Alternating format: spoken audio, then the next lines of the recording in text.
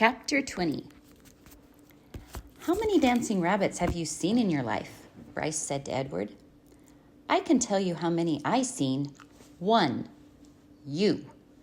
That's how you and me are going to make some money. I seen it the last time I was in Memphis. Folks put on any kind of show right there on the street corner, and people pay 'em for it. I seen it. The walk to town took all night. Bryce walked without stopping, carrying Edward under one arm and talking to him the whole time. Edward tried to listen, but the terrible scarecrow feeling had come back. The feeling he had when he was hanging by his ears in the old lady's garden. The feeling that nothing mattered, and that nothing would ever matter again. And not only did Edward feel hollow, he ached. Every part of his china body hurt. He ached for Sarah Ruth. He wanted her to hold him. He wanted to dance for her. And he did dance, but it was not for Sarah Ruth.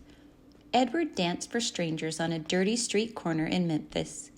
Bryce played his harmonica and moved Edward's strings, and Edward bowed and shuffled and swayed, and people stopped to stare and point and laugh. On the ground in front of them was Sarah Ruth's button box.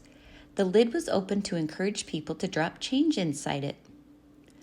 "Mama," said a small child, "look at that bunny. I want to touch him." He reached out his hand for Edward. "No," said the mother. "Dirty." She pulled the child back away from Edward. "Nasty," she said. A man wearing a hat stopped and stared at Edward and Bryce. "It's a sin to dance," he said. And then after a long pause, he said, "It's a particular sin for rabbits to dance." The man took off his hat and held it over his heart. He stood and watched the boy and the rabbit for a long time. Finally, he put his hat back on his head and walked away. The shadows lengthened. The sun became an orange dusty ball low in the sky. Bryce started to cry. Edward saw his tears land on the pavement. But the boy did not stop playing his harmonica. He did not make Edward stop dancing. An old woman leaning on a cane stepped up close to them. She stared at Edward with deep, dark eyes. "Pellegrina?" thought the dancing rabbit. She nodded at him.